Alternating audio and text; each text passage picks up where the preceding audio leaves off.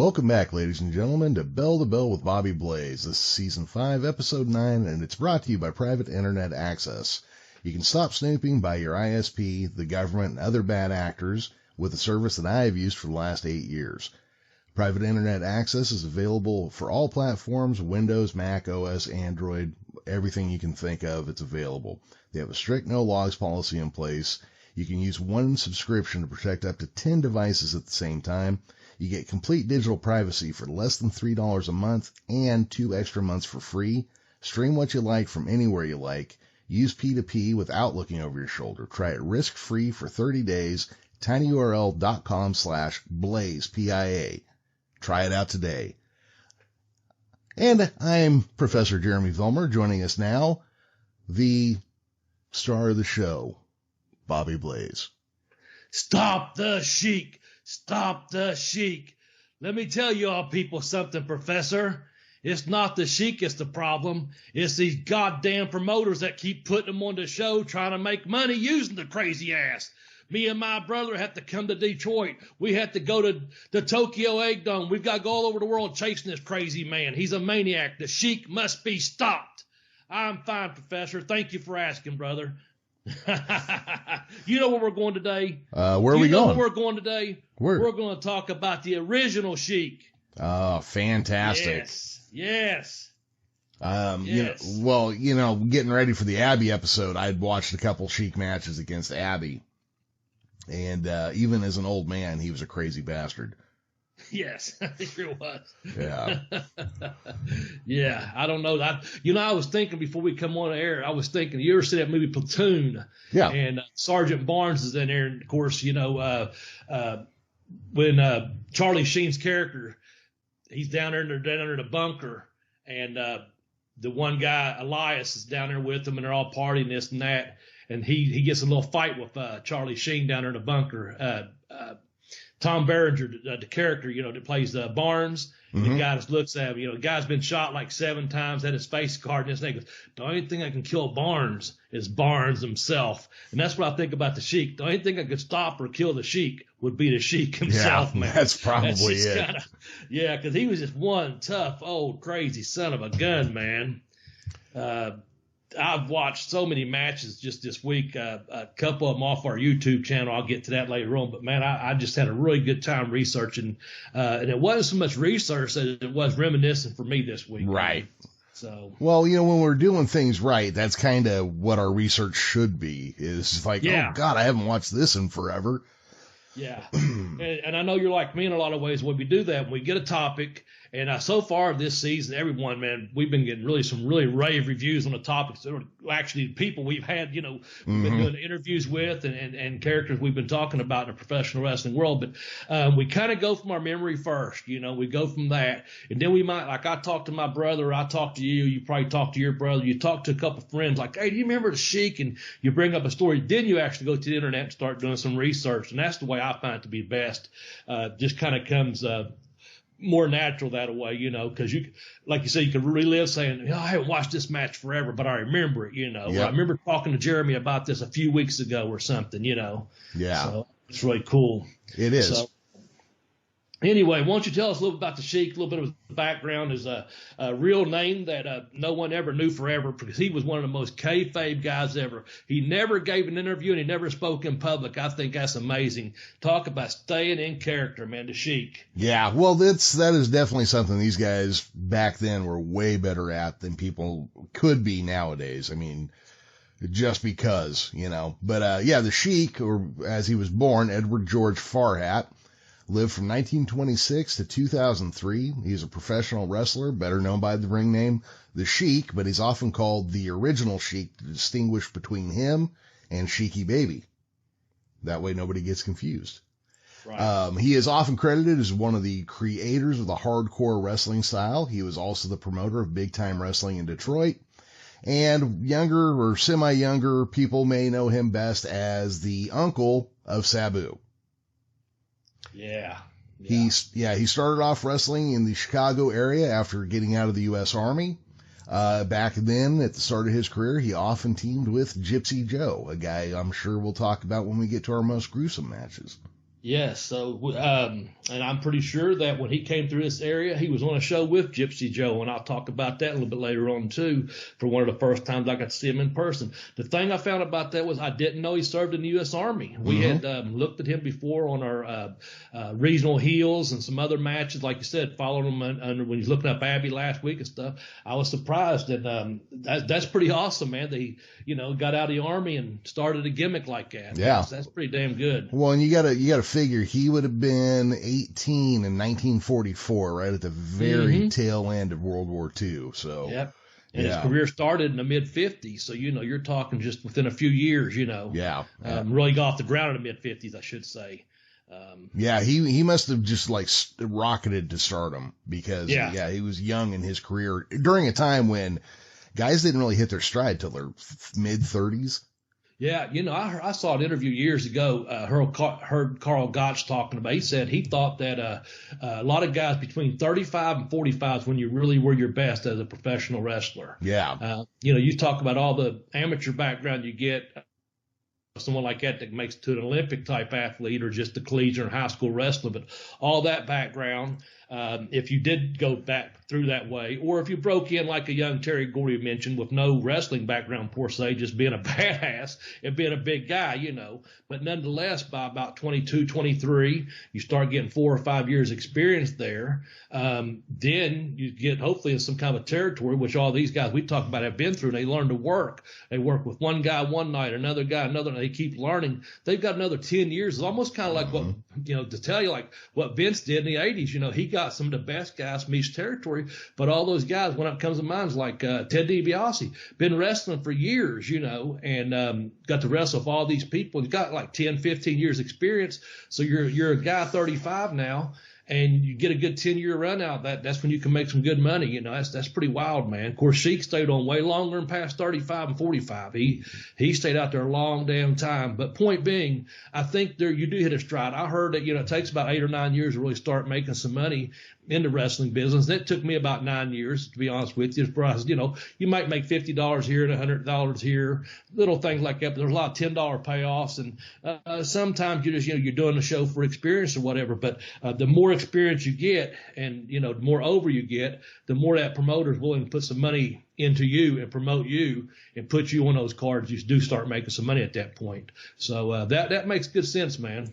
Oh yeah, and when like you're kind of touching on there.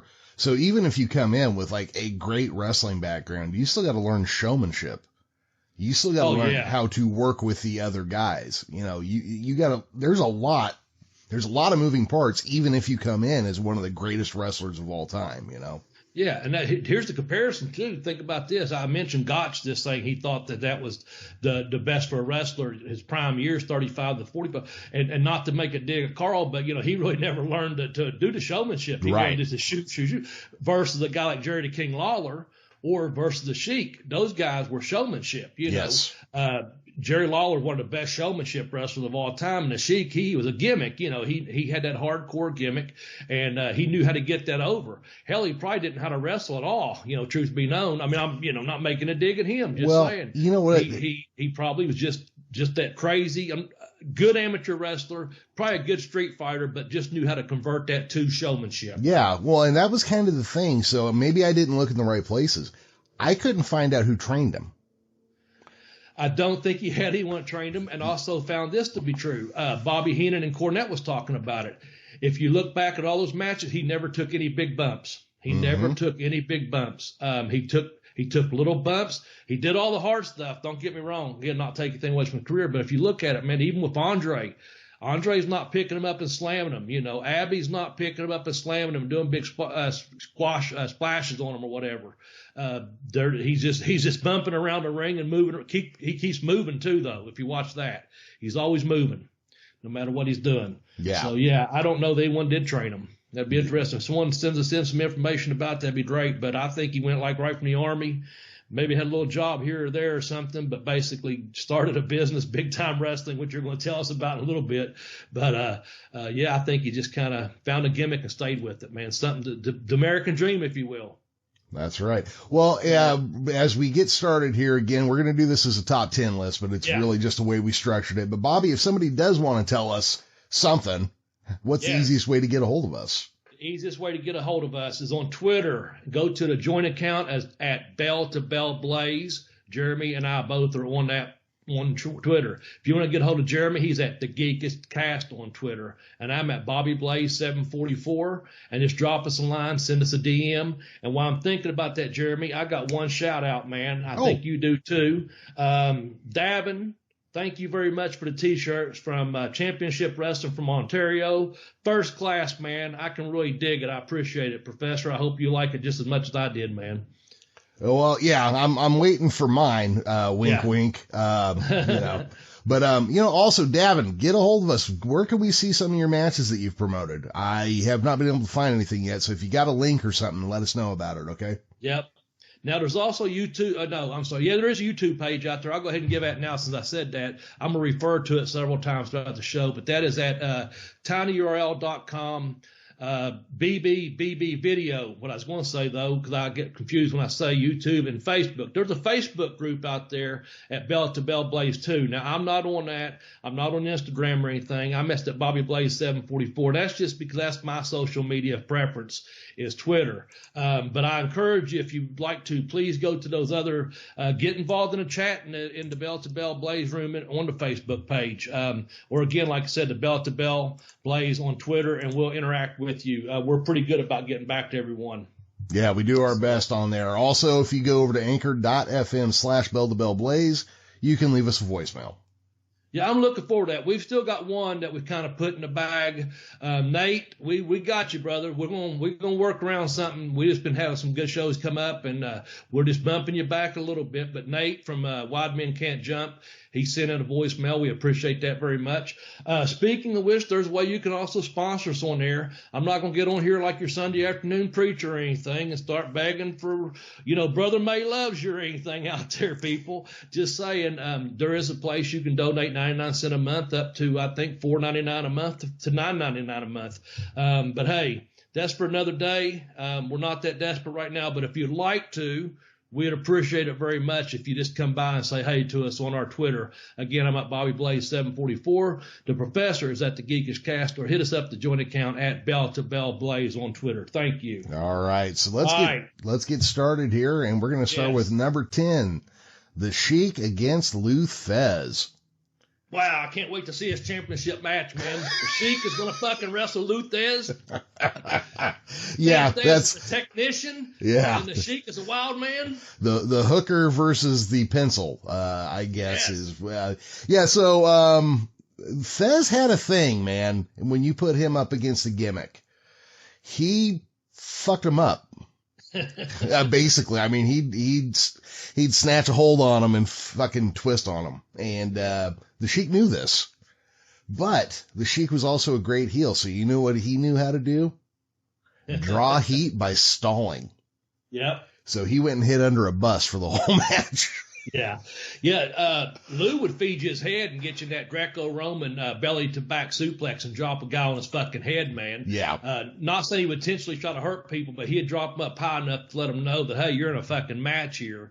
And at least to say, look, I know a couple people that could block it because, you put your leg, brother, behind Thesz's leg and try to block that. But he was such a good amateur and a shooter and a hooker, like you said, he just drop anywhere he wanted to. But Sheik, he gets out, man. He hides underneath a bus, man. And the thing is, the publicity from this event helped push the Sheik character into a more prominent role in professional wrestling. So without going over, he got over big time, man. Yeah. Against the world champion. Yeah. And that's one of those, I kind of think, there's still guys who do this. I kind of think stalling to get heat is almost a lost art these days. Yeah. But I think it was Billy Gunn said the longest he had ever stalled the start of a match was 16 minutes. Could you fucking imagine sitting in that crowd? Oh my God. But this is something, we're going to cover a couple of his other stalling tactics coming up, but the Sheik knew how to be a character. He knew how to be the Sheik and how to piss you off. Yep. You got anything to say about Thesz versus the Sheik? I was just going to say, man, that's at number 10. We got to see the world champion, the NWA world champion, and the Sheik. And the Sheik, just other than it helped move him to a more prominent level by not even wrestling a guy. Yeah. Just from a publicity it gained. That's getting over, man. Oh, absolutely. The guy was smart about getting over. That's all I was going to say. Yeah. Let's move on to number 9. All right. Number 9 is the Sheik against Bruno. Yes. All right. That was back in the WWF days when they had major markets in the late 60s. This is when I first saw him on TV. It would have had to been 1968 or 69 in Baltimore, Maryland. It was no 4 model TV. I do remember that. And it was, I would say, color. And it would probably, Capital Sports, or he was shot from, Baltimore Civic Center or Madison Square Garden, or maybe over in Washington at the Cap Center. I don't think the Cap Center was around in late 60s. But anyway, I watched it with one of my aunts. That was a big sports fan. We watched the Orioles and the Colts and the Skipjacks and the Bullets and stuff. But I had both my grandmothers in Baltimore. At one time, my whole family lived there. And both grandmothers were big wrestling fans. And I happened to be staying with one of my grandmothers and a couple aunts there. And on TV on a Saturday morning, I saw the Sheik for the first time ever. That's the first name I ever knew in professional wrestling. And the second name I ever knew was Bobo Bazil, because they was having a feud, I guess. And the black and white, it just made contrast. But now looking back at this, of course, with Bruno being the WWF star and champion, it only makes sense that the Sheik would be wrestling him. So that's kind of a reference as to where I got to see the Sheik for the first time. Yeah.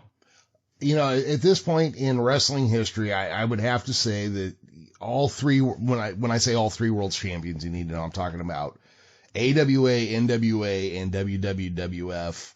All 3 of their world champions were pretty legit. I mean, they all had claims to being the real world champion. Especially Fez, though, because he unified so many titles into that NWA title. But Bruno was, in the Northeast, he was as big a star as you got. Yeah. Oh, yeah. Huge, especially with that, what they've done, the ethnicity up there, where he's a strongman Italian, and that just got over all the Italians so much, man. And he had such a stronghold over that entire Northeast corridor up there, major markets, if you will. So yeah, so the Sheik versus Bruno, I couldn't find any specific references for it myself. I did do some looking around.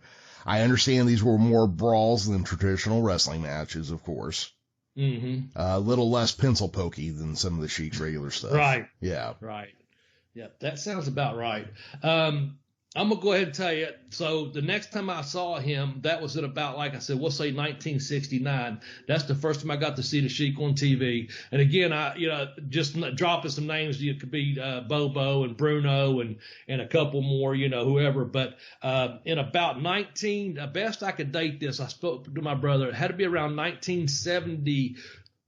Probably 75 at the latest, but it might have been 74. By that time, we had moved to this in Ashland, Kentucky, where we live at now. And he even recalled the building, the store on 21st in Winchester.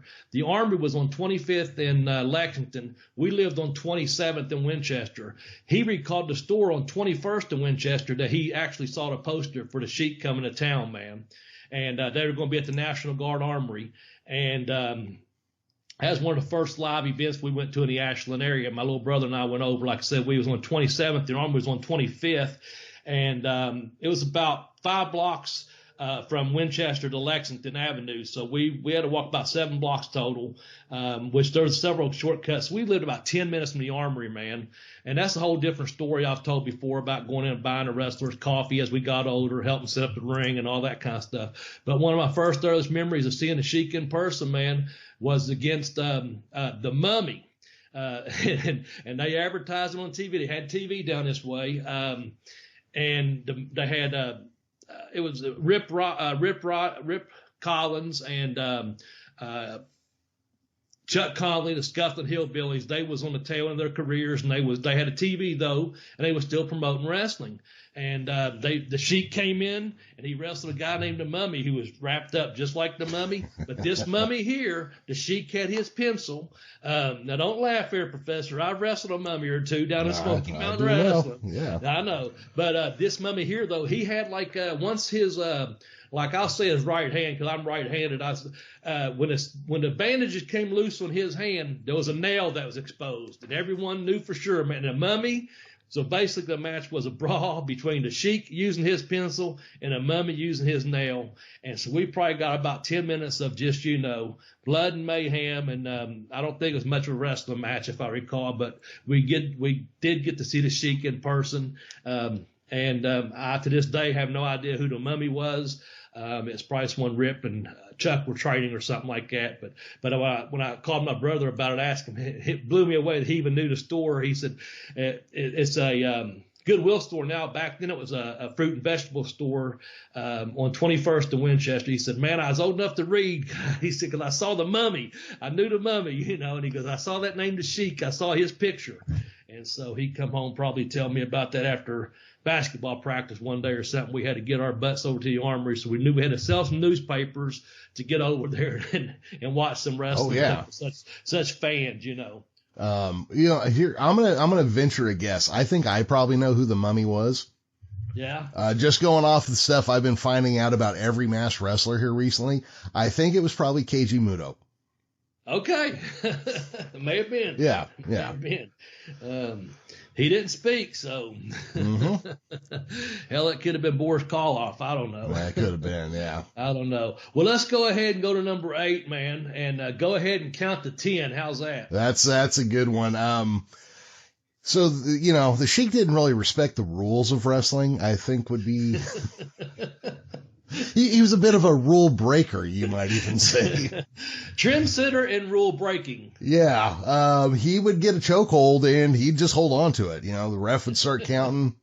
I'm sure everybody's grandmas whacked the shit out of their TV with their walking sticks when this happened. Oh, yeah. Yeah. Oh, man, you know that. Oh, my great grandmother would sit in this little room in this tiny fucking building she lived in and whack the shit out of this little black and white TV in the late 70s. You peck his goddamn head, and fucking hit the TV with her stick.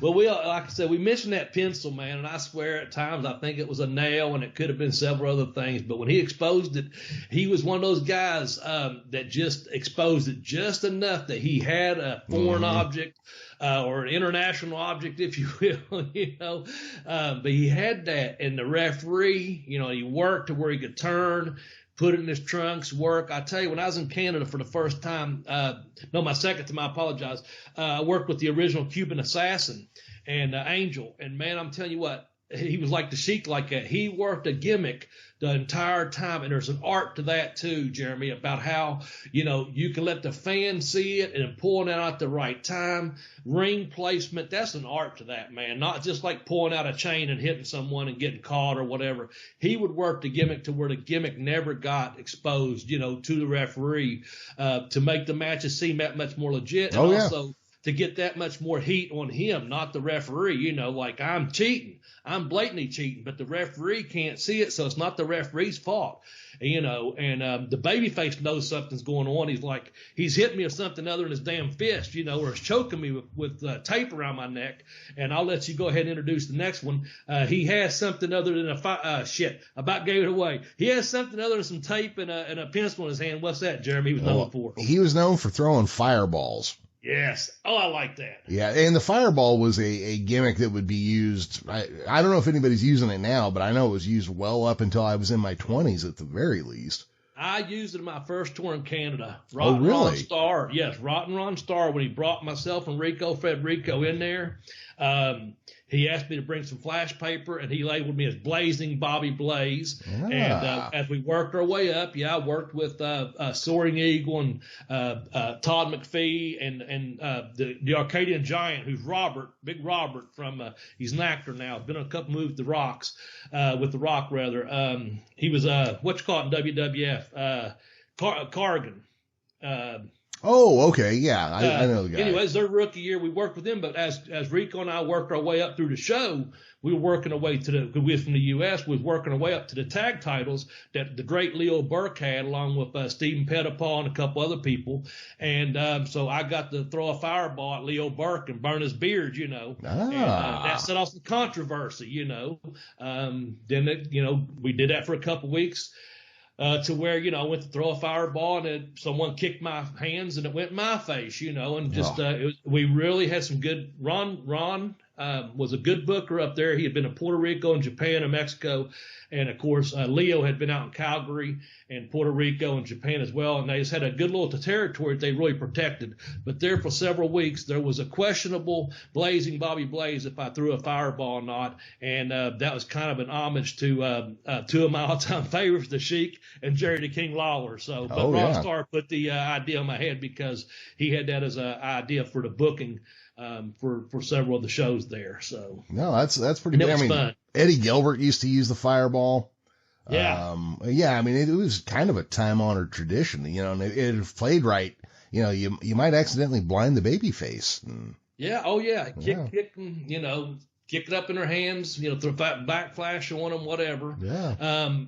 We was talking about VHS tapes. I doubt they even work now. The ones I got underneath the house here somewhere. I have 3 tapes from up in Canada, and on a couple of those matches, I am throwing a fireball. It's just not very good quality. And like I said, sitting underneath the house in a box for 25 years, they probably don't even work any longer. That's because Jeremy and I was actually talking off the air about having VHS tapes in reference to something else. So anyway, I did do that for a while, probably 4 or 5 shows out of the 4 or 5 weeks at a time, on the loop that we did. So it was really fun, interesting, and it was a nice little push, for a young little guy out of Tampa, just out of training out of wrestling school and trying to get a break in the world of professional wrestling. But so the Sheik used that pencil. He'd use that tape around a guy's neck, and he'd also throw that fireball, man, and burn you. So, and he'd hold the camel clutch when say the opponent got to the ropes, he'd stay on the clutch too. So so it didn't matter if the referee counted to 10 or not, and it didn't matter if he got DQ'd or not, because I'd say about 98% of his matches were ended by a DQ one way or the other. Was it always a double disqualification, you think, or just a disqualification on the Sheik? I should take that back maybe. Maybe it's 90% Sheik getting disqualified, and then about maybe 8% double disqualification. Yeah. So, the 2% hiding underneath the bus. So I don't know. Countouts, disqualifications, throwing the match out, no contests. Something tells me it didn't come down to a pinfall real often. Yeah, I bet you he didn't get pinned too many times. Yeah. I wonder if he pinned anyone. You know what? We're actually going to have to take a look at that at some point. I'm curious, too, now we said that. But let's move on to number 7, someone I mentioned a little bit earlier on here. His biggest feud, career-long conflict with Bobo Bazile in the big-time wrestling in Detroit. I'm going to let you go ahead and tell a bit more about this, Jeremy, because Bobo is one of those early names, like I said, I mentioned earlier, that I happened to come across when I was watching it way back as a kid. But I know you want to talk a little bit about this little feud they had for 50 years? Yeah, for longer than we've been alive. They had this going. So they often feuded over the Sheik's U.S. title, or what do they call it? The United States Championship, I believe it was there. Often selling out Cobo Hall. We of course have talked about the Cobo in the past. It was mentioned in a movie that we may talk about here a little bit later. Right. They feuded all over the country, Memphis, Los Angeles, just everywhere. These guys just dogged each other. We were talking about, was it Japan, right? Yep. Where they would tour together until Abby pulled something one time and he got the spot. But these guys feuded all over the world. Yeah. And I just want to tell you, on the YouTube channel that the late Tex Johnson had put up for us, there's 2 videos. If you're out there, if you're interested, fans, listen. On the regional heels if we went for regional heels this week, I'm going to tell you, we had Gino as number 1, and then we had the Sheik as number 2. But this week we're going to say it's the Sheik as the greatest regional heel because it is controversial on the finish. It was because Jeremy and I put who we put there, Tully as number 1 for a reason on that particular show. But we've got a match there from 1968 or 69 where the Sheik versus Bobo. And then there's also number 10, Bobby Blaze's favorite matches is Tex put up there. Bobo, if you look up Bobo versus the Sheik, both of those matches are up there on the YouTube at tinyurl.com BB video. So you can actually see some footage of Bobo Bazil and the Sheik that Tex did put up there for us. And again, it goes right along with what Jeremy and I are talking about today. We actually gave several reasons why we like the Sheik during one of those promos, I'm not mistaken. So don't mean to overlap there, but there is some footage out there if you'd like to see it. And it is fun, like we mentioned earlier on during this research, we got to actually go back and watch some of these different matches and things. But yeah, Bobo was probably his lifelong, and I know he kayfabed him in real life, right? Did you hear that story? I came across. They were never seen together. Yeah, I came across mentions of it, but nothing, no particular incidents of anything. Yeah, from my understanding, he never spoke to him in public. And when Sheik had those, supposedly had, meals for the boys at his house, I guess at Christmas time and other things, they said that the baby faces ate in one room and the heels ate in the other room. They didn't ever in public. And that's the way to keep your business, man. That's how the business survived for all those years, man. Mm-hmm. I think that's pretty cool because, here's a guy he didn't even speak to in public, but here's a guy that also behind the scenes he respected very, very much. Probably gave him some of the best payoffs ever, took care of his room and lodge, and like I said, had him into his home eating, Christmas meals with him and stuff. So that's a good way to do business, man, especially after you've been on or setting them on fire or stabbing them with the pencil or, just making money, man, Yeah. That's the way you do it. Speaking of money, won't you drop us a money spot here and tell us about Anchor? Well, let's talk about our hosts here. And that's why we switched our hosting to Anchor FM. Man, you do that so smooth. I know. It's almost like you're trying to pray or something. Almost. Number 6. I'm trying to pray over here. All right. What are you getting at here, Professor? We got to talk about stalling a little bit more. Okay. So the Sheik would come out at the start, before the match started. He'd unroll a prayer rug and he'd start praying towards Mecca. And just, and look, here's the thing. America, during the period of time he was doing this, we're not a lot of Muslims who were out in the open Muslims in this country. It was still a very outside the norm kind of thing. So it got people pissed off, really pissed off. Now, Bobby, what I did come across, I actually wasn't shocked because I actually happen to know this about a lot of Lebanese people, is that the Sheik was not a Muslim. He was a Maronite Christian. I read that as well. It's interesting to me. Yeah, which is part of the Eastern Catholic Church. So he was playing he was playing a different ethnicity and a different religion than he actually was. And, because he was Lebanese. Yes. So he's Lebanese, right? His family was Lebanese, correct? Yes, they were from. But he was an American, served in the United States Army, and he's going to an Eastern Catholic Catholicism church. Portraying a Muslim. Portraying an Arab Muslim, yes. Okay. Let's get it all right here, right? Yeah. Well, it's a lot to keep straight. Now see, here's a funny thing. You can learn from television because I knew that almost half the Lebanese people were Christians because of Klinger on MASH. Oh, okay. Oh, that's the reason. Toledo Mud Hens. Oh, yeah, so he would come out there and just stall the start of the match with this. And this on top of not breaking chokeholds, hiding under buses. This was just using time to piss the crowd off. I don't know. I mean, is he maybe one of the best at stalling ever? Is that kind of what I'm picking up from the things I've read here? and here's the thing. That's for the whole match too. His match may be, a 10-minute or a 20 or a 30-minute match, but the bottom line was he wasn't doing anything other than juicing or getting someone else juice for probably 5 to 7 minutes of all that time. Yeah. That's the working part. So yeah, he may have been stalling, the other 7, 8, 12, 15, 25 minutes or whatever it was, man, to keep the people on the edge of their seats, if you will, and to start yelling, hey, he's got something, he's got a pencil, he's using his, watch him, he threw a fireball, something, He just knew how to do it, man.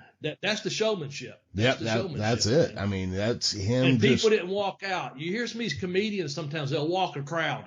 They'll get somebody pissed off, they'll get a comedian up there and someone goes against them and he'll just walk them. He'll walk them. It's called walking the crowd, and they'll just fucking walk them. All the other comedians hate the guy because he took the audience away. Yeah. But in wrestling, instead of getting up and getting pissed off and walking out, like I'm not watching more of this bullshit because I know what he's going to do. He's going to stand there and stall or, walk away and turn away from the referee and get out of the ring and break the count. No, they're turning back towards the ring, sitting on the edge of the seat or standing up yelling, get back in there. And they're actually involved in the match. They're not ready to walk out. They're ready to walk into the ring, if you will. Well, I was going to say that's kind of the beauty of wrestling. The drama hooks you in. So, yeah, the same gig, the same shit a comedian could do. And you're right. Half the audience will get up and leave. And the guy closing the show is going to be like, what the fuck, man? Come on. Yeah. But in pro wrestling, you're waiting for this dude to get his ass beat. You're going to stay there because he's got to get what's coming. He's going to get it. Stick around. Yeah, when John Tolos gets out of here, he's going to fucking put a whooping on your ass. Stuff like that. So that, I mean, that's probably a big part of keeping that crowd there was them going, oh, you son of a bitch, you just wait until Vern Gagne gets out here, Yeah. And, I'm going to say, as far as getting the crowd involved in the heat and things like that, I know Bobby Heenan said he thought that Sheik was the greatest heel of all time. Mm-hmm. And so, you got a guy like that who we consider, one of the greatest managers of all time, if not the greatest manager of all time, that worked around the Sheik for years, called him that he knew how to work that crowd. And the same thing, Kevin Sullivan on one of these interviews on the research said he scared him, he scared him in a way that he believed is real. Sullivan was older, not scared scared of him, but he would watch these matches growing up in Boston, I guess, or where maybe first broke in. He was like, there's something to it. There's something to it. But when the Sheik come out, he's like, I believe him. I believe he's real, So that's another reason the people didn't just walk out because he's up there stalling.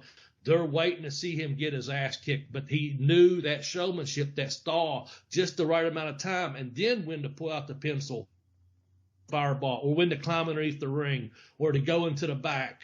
We're going to talk about that a little bit in Japan here in a minute, about Sheik leaving the building and stuff like that, the stall tactics. But in the meantime, Jeremy, let's go on to number 5 here. Mm-hmm. When it was also big time. All right. Tell us about this. Well, I've wrestled for some big time. Oh, I'm sure you have. So I grew up, I thought pro wrestling was called big time wrestling. Matter of fact, I still often use the term big time wrestling, like when I'm talking to my kids, I used it all the time. So here in the San Francisco territory, the show was big time wrestling. Well, Detroit was also big time wrestling. I believe one of Vern Gagne's shows was big time wrestling. I think there was a law in the 60s and 70s requiring wrestling shows to be called big time wrestling. Yeah. I wrestled for Bobby Fulton, and his was big time wrestling at one time for a long time when I first started with Bobby. And I've also had big time championship wrestling, and championship, big time wrestling. But that big time has to be in there, man. So you fucking know it's big time, man. Yeah. I mean, they put it right in the title. You didn't think you were watching little time wrestling. we're the big time over here, baby. Yeah. So I like that, man. Yeah, his territory was the NWA Detroit territory. Let me see, I almost lost it there for a second, which was originally started by Harry Light, Jack Brighton, and Bert Ruby in 1945. Jim Barnett and Johnny Doyle took it over in 1959. And in 1960, and in 1964, Francis Flusher and the Sheik, Ed Farhat took it over and ran it until its demise in 1980. It was. Yeah. And go ahead. I'm sorry. I was going to say, and it was, I mean, well, just the fact that Barnett ran it, it was hot at some point. Oh, yeah, yeah. Well, I was going to say, when you told me that off the air about the up to about 1980, the one and only time I saw Andre the Giant in person was against the Sheik, and it was either 1978 or 79. And this is on one of those videos. If you want to go back and watch one of them, I'm talking about the Sheik up there on like Greatest Regional Heel or something. But I was about a sophomore in high school, and they had a TV show that come through. Apparently, it must have come out Columbus, Ohio, Cincinnati, maybe, Huntington, Charleston area through their Detroit TV. They must have had a deal, around that time, because we got them coming through this area. And I got to go to the Huntington. My brother and I called a friend. We had an older guy that would take us to the matches sometime when they're that far away, which Huntington's 12 or 15 miles, not like it is now. But when you can't drive and you're 15 years old, but you want to go to the wrestling show, and you got fellow wrestling fans, you meet at the Ashland shows, the local guys, and you're like, you meet all these people. Oh, I like wrestling too. Of course, a lot of us played sports together and stuff. But this guy named Dale, he took my brother and myself. We went up there, and we had a friend who was actually a couple years ahead of me in high school, named Dave, and he ran the camera for us, like Channel 10, CTV or whatever it was. It picked up his little local public access, whatever it was that ran the Sheik's TV. But my brother and I and several other people in this area, of course, watched it because we were the hardcore fans, if you will. Yep. And they advertised Andre the Giant being up at the Civic Center, and he was going to wrestle the Sheik. And basically, he come out through a crowd, Andre did, giving high fives, just walking through the crowd. And by the time he got the ring, he got attacked. And, the Sheik, he grabbed the microphone, and he already, used the gimmick throughout the match, the pencil or whatever. And at the end, he was hitting Andre with the microphone. It was popping, and, kind of like that right there on Andre's, back and head. And they're selling, of course, double DQ or DQ and a Sheik or whatever it was. They was in there probably 10 minutes. Everyone was on their feet. They used to block off half the Civic Center. So there's probably, I'm going to estimate, probably 700 or 800 people, maybe. I doubt it was 1,000, but probably, 500 to 700 people. And we had a good time, man. We got our money's worth and got to go in the back. I told a little story. Dave took us in the back there. Andre was nowhere to be seen, but the Sheik he was in the back, and of course he was completely in character. But they had a basketball goal on a forklift, so you could raise it up like 7 or 8 feet or 10-foot regulation. And I've told this story before. Jay Strongbow, we had it down real low where you could dunk, and Jay Strongbow did a job for the basketball. Texted something on YouTube about that. We had it real low one time, and it didn't have a net, and when the ball came through, it hit Strongbow right in the nose, and he walked away. But anyway, this time here, we was just kind of back there after the show, hanging out, waiting for our ride home. And, of course, we're back there marking. I hope to see it when we can. But Sheik came through, and everyone just stopped. We knew, this is not someone you don't fuck with this cat right here. That's the Sheik, man. Yeah. And we just, whoever had the ball, stopped dribbling. And we was just in a little area, not a big area like a big ball court, just a small area of the back of the arena. And when he came through after the matches, of course, into getting his gear, his grip or whatever. No one spoke to him. He didn't speak to us. He just gave us that look like, whatever. But, so that's just a good wrestling memory. And that's why I tell people, Jeremy, I know we're talking big time here. So anytime when we're talking big time, man, that's why I tell people, always remember the good times that professional wrestling brought to you, all the good memories it brought to you. It could be something as simple as just, playing basketball in the back of an arena and seeing a Sheik, after a match. You know what I'm saying? Now, don't get me wrong. He wasn't buddy. He wasn't 5 feet from us. He was more like, halfway across the arena, just looked over and saw some kids playing basketball and thought, whatever, Yeah. But we actually got to see him wrestle Andre the Giant that night. And I said I was 15 years old, so, I guess that'd be around 78 or 79. Anyway, the big time with the Sheik ended in 1980, but big time still lives on today because there is big time wrestling out there, folks, if you go out there and find it. Hopefully it's coming back with everything going on in the world. But, man, that's just, I got excited there. Just let the always remember the good times of pro wrestling, like your granny hitting that damn TV with that cane in that building, man. Remember those good times, folks. That's what it's all about. Yeah, that's the thing, you know. It's harder to do now with everybody, you know, everybody's in on it, I guess. But look, you know what? Somebody's going to sucker us back in. There's going to be, there's going to be somebody that we're going to be like, man, these other guys are bullshit, but I'm pretty sure that guy just hurt that dude. You know, something's going to happen. Whether it's, you know, eventually an MMA company is going to go like, man, I'm tired of our guys getting fucking beat to the point where they can only fight every 90 days. So I knew this little fact before we move on from the big time thing. You know, Detroit, it was the NWA Detroit territory, of which there were multiple NWA territories. And at like my base level, I knew that this was the case, but I have been coming across where it's actually stated out now. You know, Rock Rems wrote about it when it was big time. Mm-hmm. So if you had an NWA territory, you recognized the world champion. But every territory had a right to their own world tag team champions and the United States champion. So every territory could have their own world tag team champions, which I always figured there was only one world tag team champion at a time, right? Right. Yeah, that was not the case. And now the U.S. titles, I assumed everybody had their own, because you weren't going to hear about, you know, living here in Modesto, I wasn't going to hear about the U.S. champion from Nebraska. Right. That wasn't going to happen. But yeah, so you got both, which I did not know that. I think that's pretty cool. Yeah. So the original, U.S. title, U.S. champion in Detroit was Vern Gagne, and the original world tag team champions were Chris and John Tolos. Nice. Yeah. Nice. That's good stuff, man. Good stuff. That's why you're the professor. Okay. Let's move on to number 4. Okay. We're going to go across seas here. We're going to talk about how the Sheik and Abdullah the Butcher turned to Funk's babyface. Start us off, and I'll add some more to it, because I went back and watched this match the other day, and I took notes.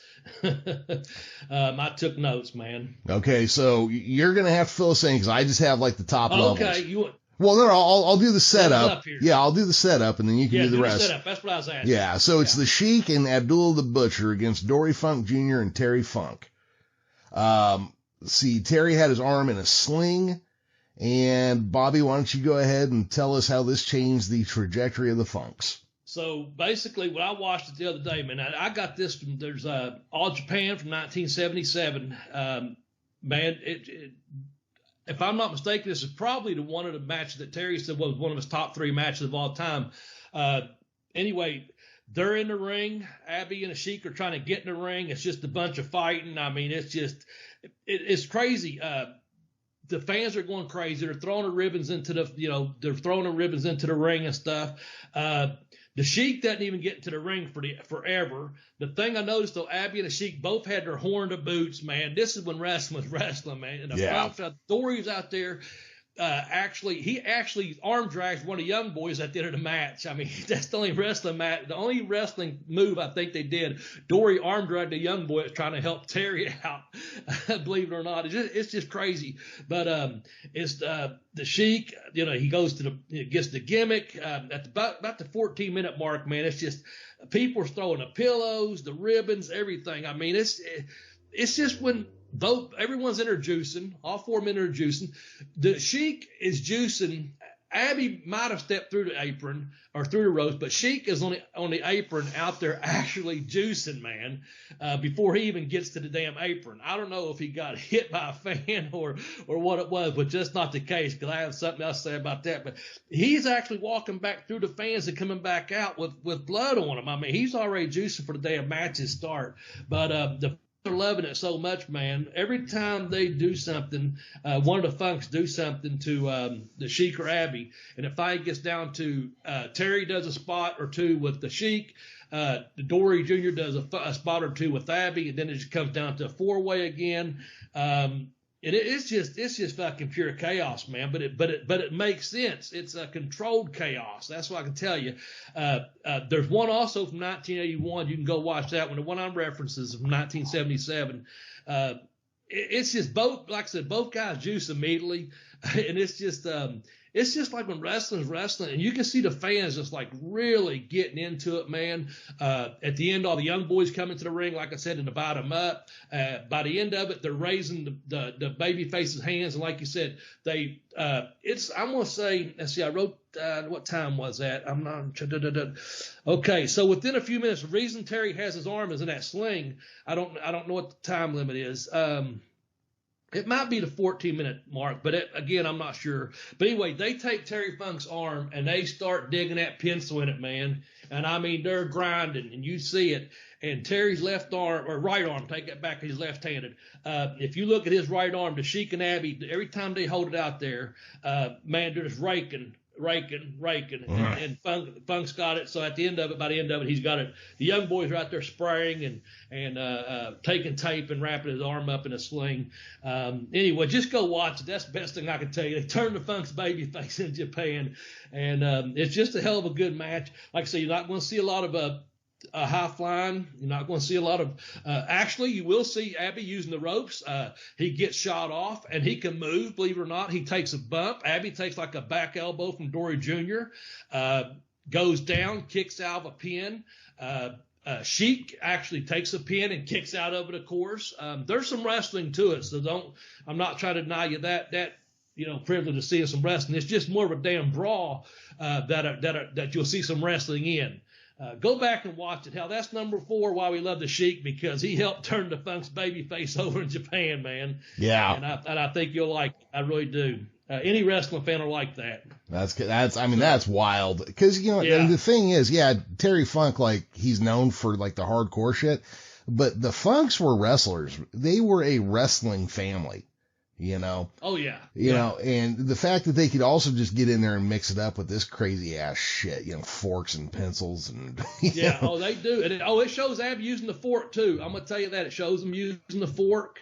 And we was talking off the air. Just one thing here, a couple things real quickly.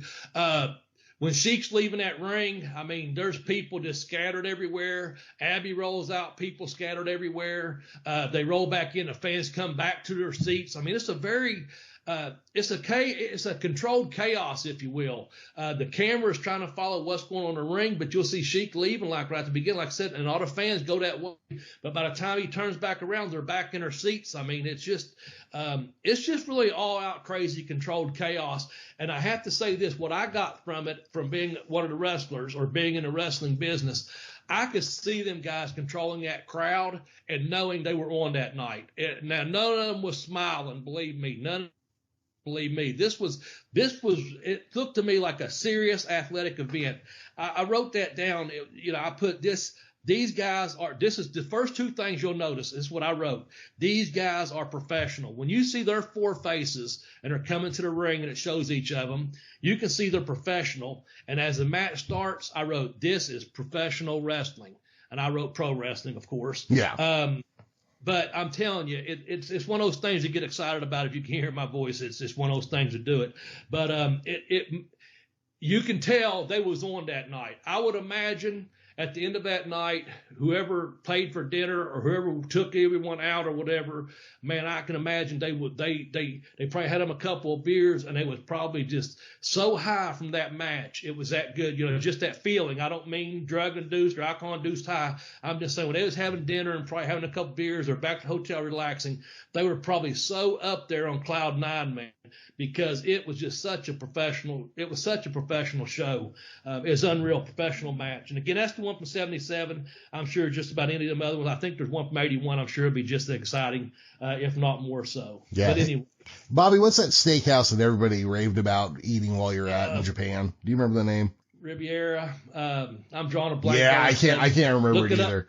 I can see the jackets, man. Yeah. Riviera Steakhouse.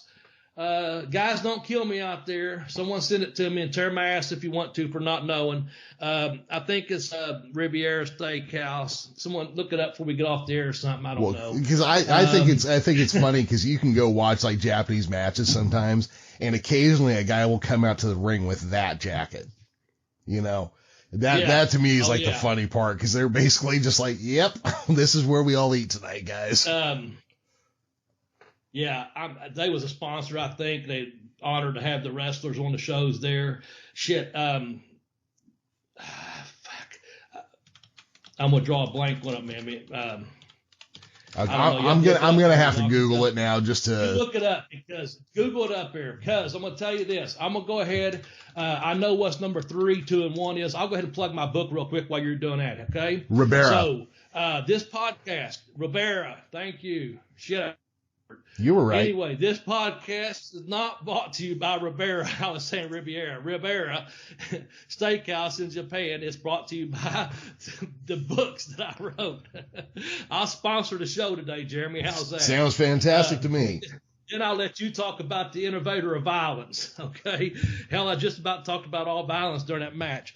No, seriously, I got a couple books out there if you're a new listener. I'm going to tell you a couple shortcuts, the way the professor set it up to get them. If you're an old listener, holidays are coming up. Get one for a friend or a relative, preferably someone over 18. They are adult-oriented in content, that there's sex, rock, and roll involved. My first book is called Pin Me, Pay Me, Have Boots Will Travel. If you go to tinyurl.com/blazebook1, that'll take you right to the link there on Amazon. It won't cost you a dime more, and the program will get a little bit of kickback out of it. And like I like to say, I'll get a smile on my face, and hopefully the professor will get a little bit of money in his Amazon affiliate account to help this program sub. My second book, called I Kicked Out on 2, The Education of a Wrestler. Once again, a professor has set up a shortcut. Just go to tinyurl.com/blazebook2. That'll take you to I Kicked Out on 2, The Education Wrestler. Both books have done quite well. If you've already read one of the books or both the books, please be so kind as to leave me a review. All I ask for in a review, just be fair and honest. That's all I ask. Don't have to be a big 5-page essay or anything. Just leave me a nice review, because that does help authors out, especially indie authors. And if you're out there and you support indie wrestling, indie podcast, indie authors, any of those things, I always say it, Jeremy, $5 won't break me, but it might help build up the other man. So if you got a chance to help another artist or someone out there doing a podcast, or a wrestler, or in this case, an author, always help them out, either by buying a piece of their merchandise or, leaving a fair and honest review about them. Again, Pin Me, Pay Me, Have Boots Will Travel at tinyurl.com/blazebook1, or I Kicked Out on 2, The Education Wrestler, tinyurl.com/blazebook2. Jeremy, take over on the Innovator of Violence. All right. So number 3, the Innovator of Violence. You cannot hear about bloody wrestling matches without thinking about the Sheik. Just put it on YouTube. Just put in there the Sheik versus, and you're going to see a match where they are just soaked in blood by the end of it. And that was the dude's style. Now, some people will say he was one of the guys who created hardcore wrestling. I know Abdullah the Butcher will say that he went further than the Sheik went. But here's the thing that the Sheik did that Abdullah didn't. The Sheik ran the Detroit territory and increased both its commercial appeal and its bloodbathiness at the same time. He actually took a territory and made it famous for being bloody and hardcore during a time when that was not normal by any stretch of the definition. Nice. And I think Abby only says it because he's trying to one-up the Sheik. That's the only reason. Because he had to get it from the Sheik, because he even admits that, he first met the Sheik.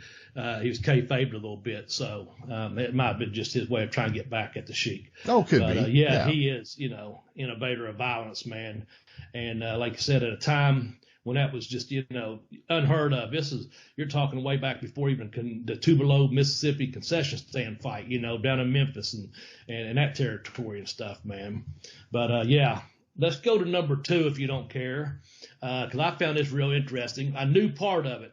Why don't you tell us about number 2? He trained the greatest of all time. I almost thought you might trained 2 of the greatest of all time. So tell me a little about this, and then I'll blend on my end. Oh, well, we must be talking about either Sabu or Rob Van Dam then, right? That's what I thought you were going to say. Yeah, and I would have believed you. Okay. Yeah. But go on. But he did, but he also trained somebody else. He trained Muhammad Ali for his match against Antonio Inoki. Yeah, I did not know that, man. Yeah, apparently so. See, there were a lot of big names involved in that match. It blows me away. Oh, yeah. Every time we go looking at it, Gotch was there. Yeah. LaBelle was there. I was going to say Gotch was there. LaBelle's a damn referee. Yeah. I mean, like you said, every time we go to it, we learn something more about it. But I had no idea that the Sheik, helped train Muhammad Ali for this fight. Yeah. That's wild. It is, but also I guess when you really want to get down to it, Muhammad Ali was the greatest boxer of all time, I think you could say. But he was also the greatest showman in boxing ever. I don't think there's even a close second.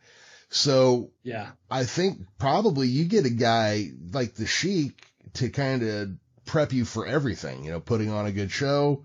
Here's some shit to watch for. Here's some like wrestler gimmicks and shit that could come up during a real bout. Cause you got to remember Inoki was a dude who felt professional wrestling, when applied realistically, was the strongest fighting style in the world.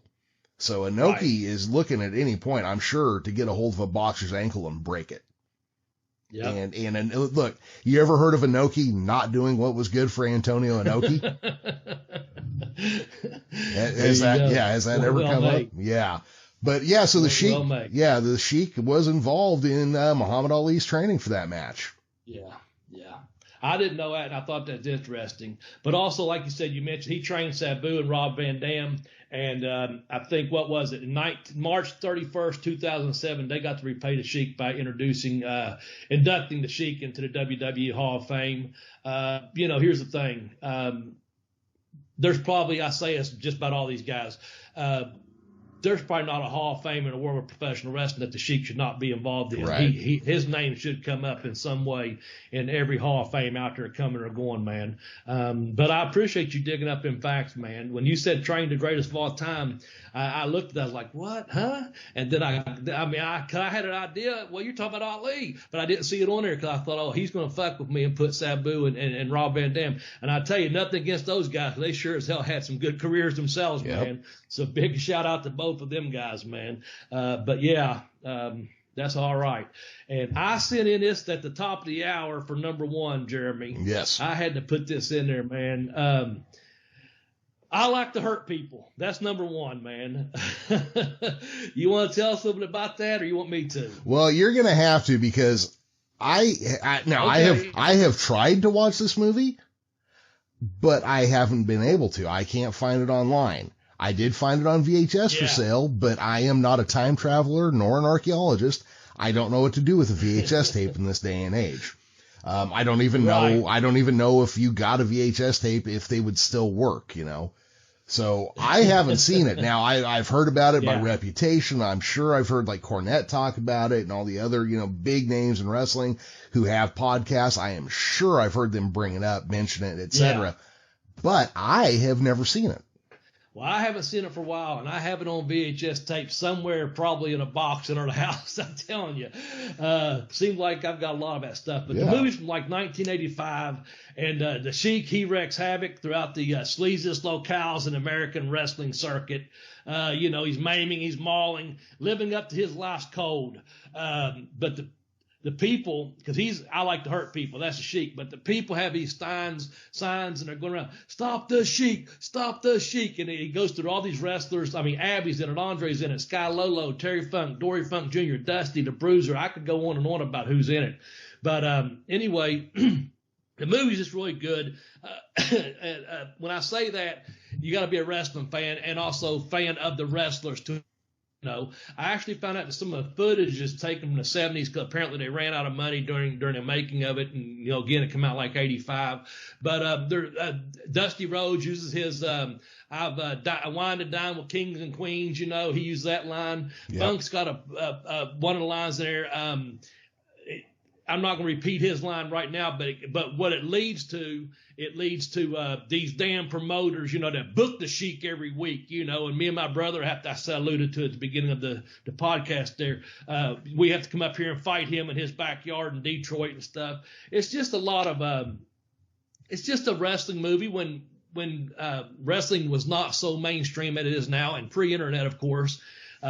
Just something if you're a young guy, you know, and now I'm older guy, but just so I can still look back and appreciate it, and enjoy it. But when it came out, it's one of those things like, oh man, a movie of wrestlers in it about wrestling. Yeah. I won't give it an A or, you know, a 10 or whatever, but I'll say this is a pretty damn good movie. And if you ever do get a chance to watch it, I hope you're not disappointed. I hope you take it for what it is, you know. Just enjoy the hell out of it. Anyway, it's just pretty cool. I just wanted to put it over, man. It just gives you a good memory, a good feeling, if you will. And I just want to end the show on that, Jeremy. I know you got some other notes here to finish up with, but I like to hurt people, and stop the Sheik. You know, that's just kind of what we'll go with. You could have your own reason to love the Sheik as number one, or your own reason to hate the Sheik, or whatever it is. But I hope that the professor and myself, through our notes and research, watching some different videos and films and things, and brought you this podcast this week, that we brought some good memories. That's why I was going to say earlier when I said, remember all the good times that pro wrestling brings you. When I sign a book for an autograph for someone, 9 times out of 10, I always put life's best to you. But also 9 times out of 10, I also put always remember the good times that pro wrestling brought you. So when someone says, you know, I saw that movie, I like to hurt people, or hey, Bobby, I want to see that movie, I like to hurt people, or they bring up Terry Funk and then the Sheik, you know, and those names, it's like it brings something out of you, man. Like your brother said, I remember the store I saw the wrestling poster in that, you know, they was coming to town that week, or whatever it is. Yep. That's what you got to remember, folks. That's just what I hope you got out of this podcast today.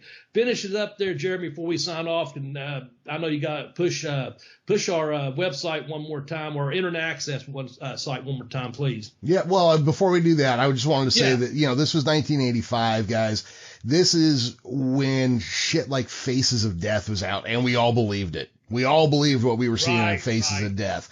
So, you know, I Like to Hurt People was not a straight documentary. It was fictionalized documentary. Worked. Yeah, it was a work documentary. There you go. And the people that saw it were meant to believe it. And back then we believed this stuff because, you know, we were getting these VHS tapes that had, you know, real life murders on them, not realizing that would be a federal violation if you bought or rented that movie, you know? But yeah, so that's something that gets looked over there.